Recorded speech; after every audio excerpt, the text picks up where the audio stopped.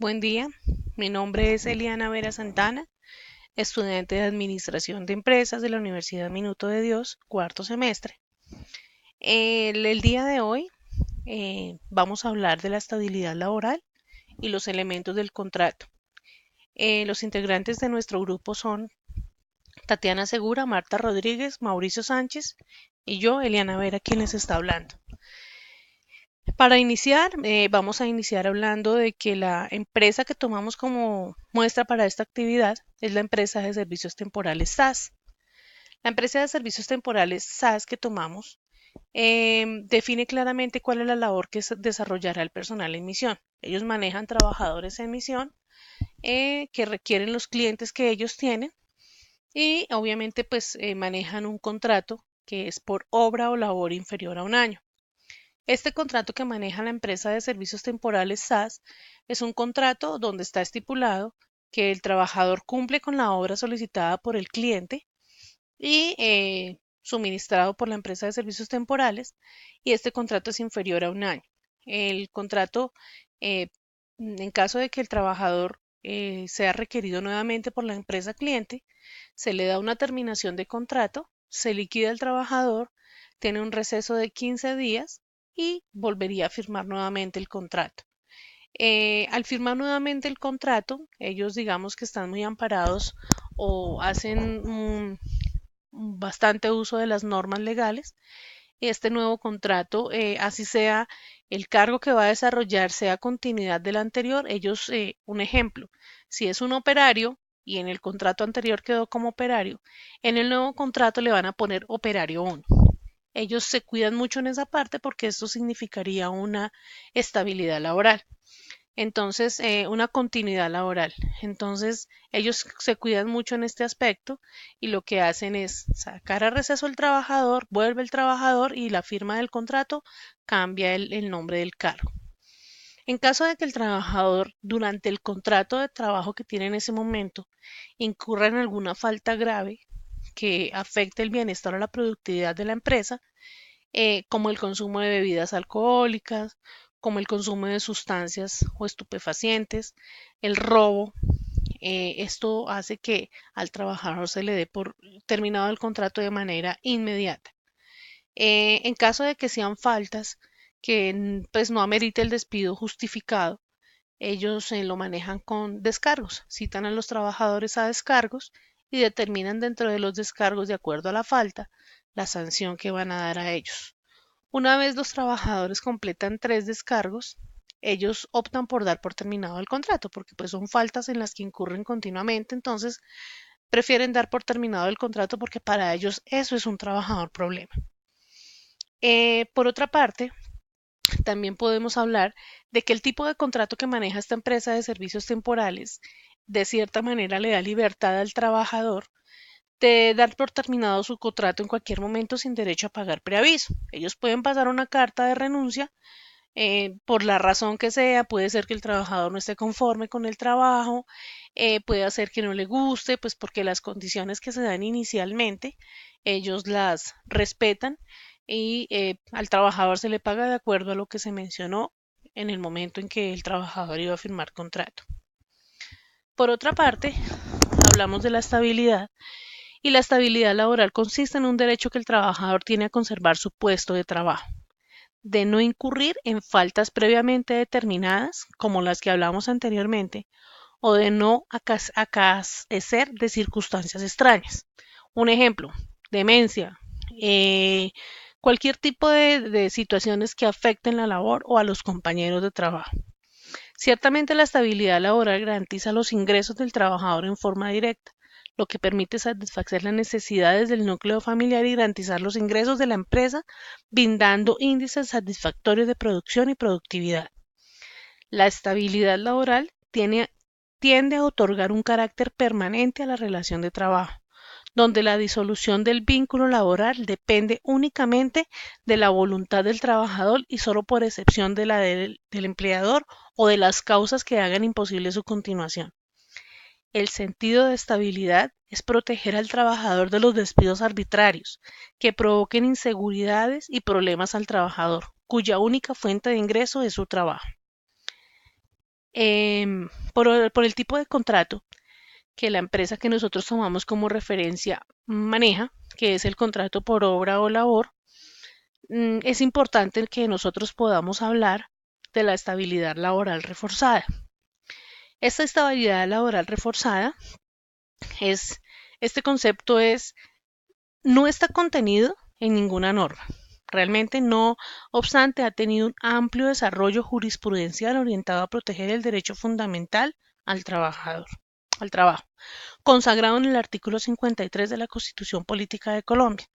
El principio de estabilidad laboral reforzada tiene como objeto garantizar el derecho al trabajo de aquellas personas que por su condición se encuentran en estado de vulnerabilidad manifiesta, obligando al empleador a garantizar su continuidad laboral, lo que lleva a que el trabajador no pueda ser despedido. En Colombia, las personas con una afección a su salud que les impida o dificulte sustancialmente el desempeño de sus labores en condiciones regulares cuentan con amplia protección constitucional que impide el deber al Estado y a los empleados de garantizar su derecho a trabajar en condiciones que se ajusten a su estado de salud. Digamos que la definición la encontramos pues muy clara. Eh, Se refiere a que un trabajador no puede ser despedido o no puede ser retirado de la empresa sabiendo que tiene una condición de salud o exactamente no puede desarrollar las funciones que venía desarrollando normalmente. Entonces, estos trabajadores por lo general presentan enfermedades comunes o a consecuencia de un accidente laboral que no les permite dar el rendimiento que venían dando en su trabajo, entonces lo llamamos estabilidad laboral reforzada. ¿Mm?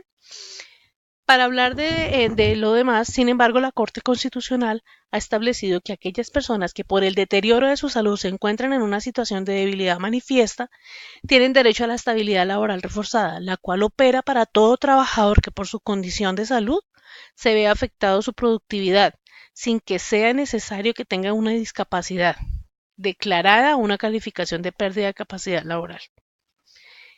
Aquí encontramos los casos en donde aplica este fuero de estabilidad laboral reforzada. Tenemos las trabajadoras en estado de embarazo. Se debe lograr una garantía real y efectiva al derecho constitucional que tiene una mujer embarazada a no ser despedida en ningún caso por razón de la maternidad. Eh, pues a menos de que la trabajadora tenga una justa causa, eh, como robo o que sea una justa causa que la empresa no pueda continuar con su labor y tenga que pedir permiso al Ministerio de Trabajo, la trabajadora debe tener asegurado su estabilidad laboral durante su embarazo, durante su licencia de maternidad y en algunas ocasiones respetan el periodo de lactancia. Los empleados en incapacidad laboral. Como podemos ver, pues contamos con trabajadores que presentan incapacidad por enfermedad común o presentan incapacidades por accidentes laborales. Considerada la subsección del artículo 18 del decreto 3135 de 1968, no autoriza el retiro automático del servicio del empleado en razón de su incapacidad laboral cuando ésta excede a 360 días, toda vez que el contexto constitucional y legal vigente desarrollado en las leyes 100 de 1993 y 361 de 1997 y en derecho, en decreto 2463 de 2001, brinda una serie de garantías y prestaciones económicas asistenciales al empleado incapacitado con el fin de asegurar su estabilidad laboral reforzada en razón de su estado de vulnerabilidad, mientras que se resuelve en forma definitiva su estado de invalidez y el reconocimiento de la pensión por invalidez, si es el caso. Pues aquí pues digamos que tenemos la información clara de lo que significa el estado de incapacidad de un trabajador. No puede ser retirado por ninguna causa de la empresa, no se le puede dar por terminado su contrato encontrándose en incapacidad y obviamente se debe respetar el tiempo que la EPS o la ARL le dé al trabajador de incapacidad, ya de acuerdo a los pasos siguientes de todo lo que refiere a un accidente laboral y todo lo que refiere a una enfermedad común.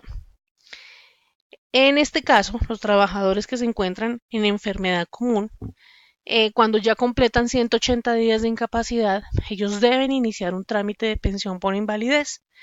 Entonces vamos a leer que de acuerdo con el artículo 38 de la Ley 100 de 1993, se considera inválida la persona que por cualquier causa de origen no profesional, no provocada intencionalmente, hubiere perdido el 50% o más de su capacidad laboral. En el estado de invalidez se determinan con base en los criterios establecidos en el Manual Único de la Calificación de Invalidez, expedido mediante el Decreto 692 de 1995 y posteriormente adoptado mediante el Decreto 917 de 1999, en el que se dispone que para efectuar la calificación integral del daño corporal se deben tener en cuenta tres criterios: la deficiencia, la discapacidad y la minusvalía. Estos son los tres aspectos que se deben tener siempre en cuenta durante este trámite.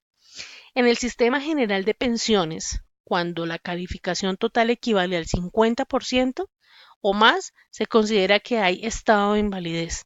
Las discapacidades que resulten inferiores a dicho porcentaje no originan derechos económicos para el afiliado.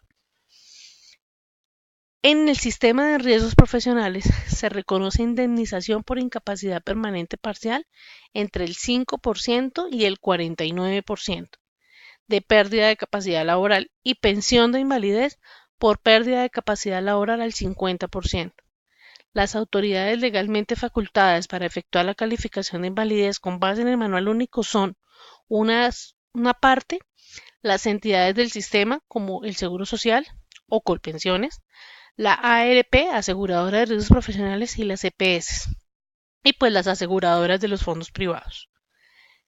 Y de otro lado, las juntas de calificación de invalidez, creadas por la Ley 100 de 1993. El reconocimiento de la pensión de invalidez supone, en primer término, que el afiliado sea declarado inválido conforme al Manual Único de Calificación y por decisión de las juntas de calificación. Todo esto lleva un proceso. Las juntas de calificación son quienes deciden la pérdida de capacidad laboral y todo esto previo a todos los documentos que debe anexar un trabajador, todos los trámites que debe hacer el trabajador, las historias clínicas que debe anexar y las valoraciones médicas que le hagan a estos trabajadores para saber si la pérdida de capacidad laboral supera o no el 50% en cualquiera de los casos, sea por accidente laboral o sea por enfermedad común.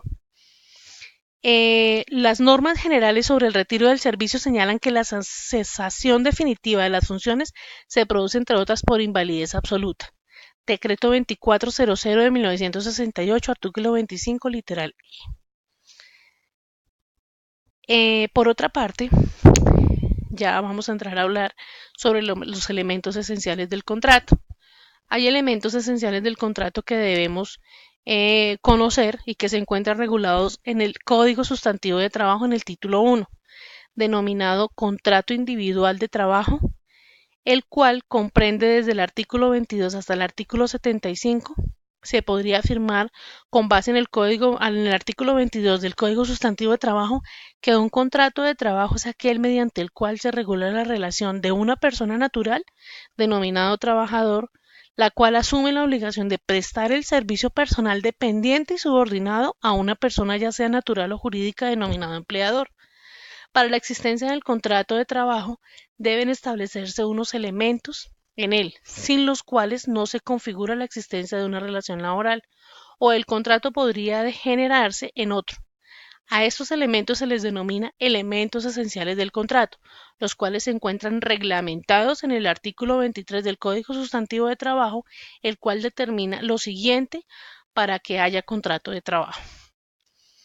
Los elementos esenciales del contrato de trabajo son actividad personal del trabajador, subordinación del trabajador y salario como retribución del servicio. Todo esto lo encontramos en la definición de los elementos esenciales del contrato. Para terminar, les quiero contar, toda esta información fue suministrada por la empresa de servicios temporales SAS. Nosotros ajustamos esa información dada por ellos y tenemos pues la información de dónde sacamos cada parte de la actividad desarrollada para poder sustentar jurídica y profesionalmente lo que estamos